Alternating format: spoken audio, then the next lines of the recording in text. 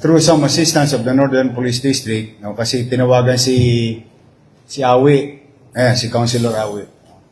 Dahil mga kadistrito niya to taga Maynila. And as you all know, in practice, even nung ako'y dating mayor, pag may sumusuko, minsan ako pa kumukuha. I think the last time that a tragedy happened in the city of Manila with regard to an incident to a family, kinuha pa namin yung suspect sa Cavite, gabing-gabi. Na ano lang ako, siyempre,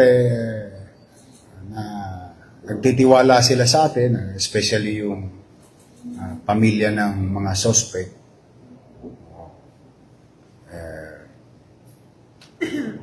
I think the most important question, and you can ask them, is hanggang ngayon kasi hindi pa nakikita yung bangkay. No? Ayoko ng pangunahan kung ano yung sinabi nila sa akin. But for now, sumuko sila at nag-coordinate kay Councilor Awi Sia ng District 2. Dinala sa amin 10 ng kanilang mga mahal sa buhay. At ita-turn over namin sila sa NBI na may hawak na nung kaso. So, any more questions? No? Yes. Good evening po, Faith of 85.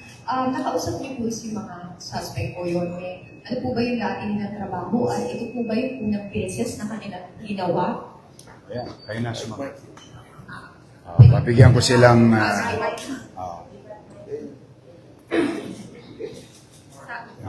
Pwede siya ba? Sino pong... Sorry. Yung wire daw, wire. Sige. Sorry. Sige po, ay tanong ko na lang. You want me? Go ahead. Abot ba? Go ahead. Sir. Go ahead. Kapalik po ba? Malakas sa ay, may tanong sa ano. Yan yun lang. Ay, PGMA.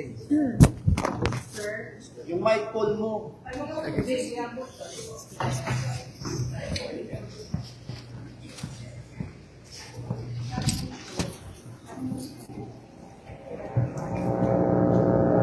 lang po talaga. Grasya lang. Sa ano lang po yan, sa NBA lang. Ipapaliwanag yan. Pwede po malaman kung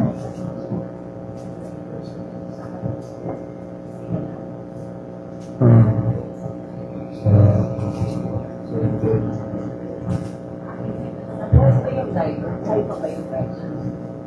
Kaya pa ba yung driver?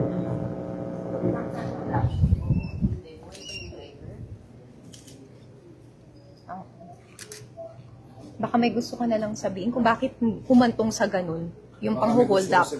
O yung sa pamilya. Bakit humantong sa ganun? Grasya po ang lahat. Humingi po kami ng tawad. Sir, doon po sa audio, tatlo lang po kayong nag-uusap. Nung may sinasabi po na tutuluyan na, sasaksakin na, meron po bang kayong iba pang kausap? Tatlo lang po kami. Tatlo lang kayo? Oo. Gumagamit ba kayo ng ipinagbabawal na gamot noong mga oras na yun? Hindi po. At ano yung pumasok sa isip niyo kung bakit nila sabi yun? Ba't mo nasabing disgrasya? Nanlaban ba? Yung mismong driver? Ano ba't nyo naisipan na gawin yun? Bakit lang, bakit? Disgrasya. Paulit-ulit kasi sa'yo disgrasya, no? Bakit? Sir, sino po yung nakuna na may kinuhang patayan sa may halangan? Kayo po yun? Sir, kayo po yung nakuna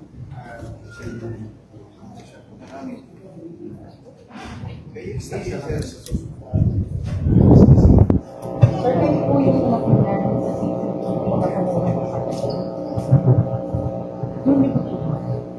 Kasi po papasok kami ng kanina. Kasi... magkakasino kayo. Hindi po. Kasi pag magkakasino, parang didistracted kami ng ano yun. Yung parang pagkakaperaan. Eh, mag-detect yun sa may, censored lang yung casino po, kaya pinilang po, opo. So, nung pabalik na po, nakuha po ulit nila kasi gamit po yun sa pang ano na pang drugs. Mabiyahe po kasi siya. Gamit po yun para sa sasakyan. Kayo po ang Sino po ang Sino po yung nag-ship? May iba pa po rin kasama. Wala na po. Kayo tatlo lang po. Tapos po, bakit po nahantong na hold up? Dahil doon po kayo po ng pera pangkas niyo? Ano po. Comment na lang po muna sa hindi naman po sa lahat. So, ito. Sana maintindihan niyo po. Sa hindi na lang po. Salamat. Gusto ko lang po sabihin, humingi ako ng tawad dun sa pamilya ng ano namin. Ano po talaga sinasadyain. Pasensya po. Hindi po kami nakainom yun, wala po ako. Kuya, kayo yung nare-release po. Hindi po ako. Humingi ako ng tawad. Humingi ako ng tawad. Yun lang po. Hindi namin ka gusto kung yung lumaban yung tao sa amin. Sorry po, sorry. Basta po, send na lang po. Sorry po. Para po sa pamilya namin, magligtas po sila. Magligtas din po kami. Wala po silang iniisip na paano yung mga paano namin, pamilya namin. So, ganito po kayo kumata. Hindi po. Ano po ako, survey po ako sa isang construction company po.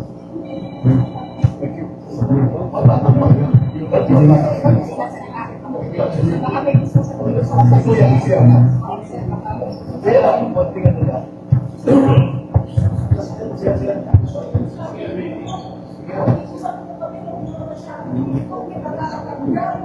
Hindi po. Sila kayo. Kilala na rin po sila. Wala na rin choice. Kilala na rin sila. Thank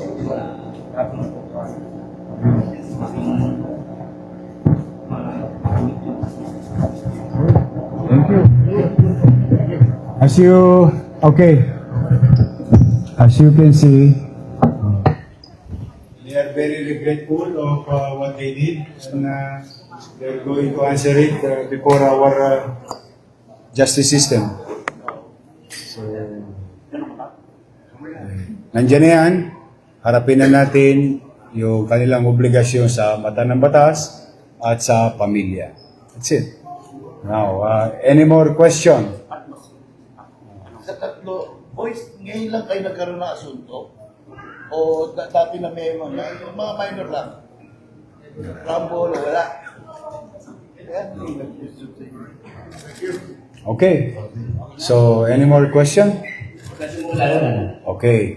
So, again, nakikiramay kami sa pamilya ng biktima, pamilya Cabrera. I hope the city government, in our own little way, maging bahagi na makamit nila ang hustisya.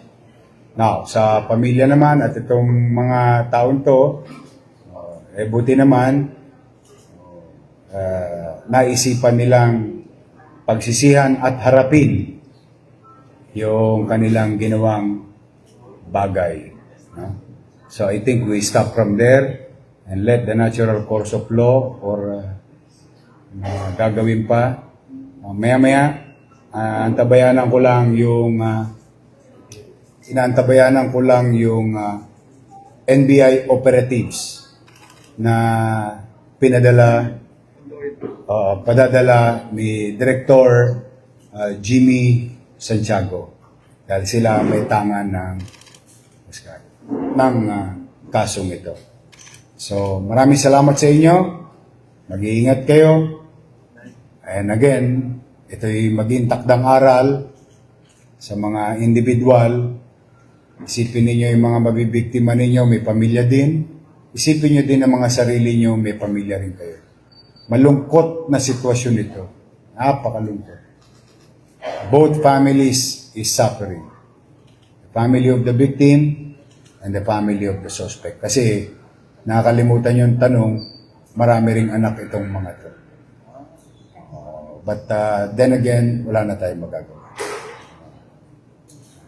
So maraming salamat at pagpalain nawa kayo ng poong may kapal. Thank you very much. Sure. Dito po sila nakasama.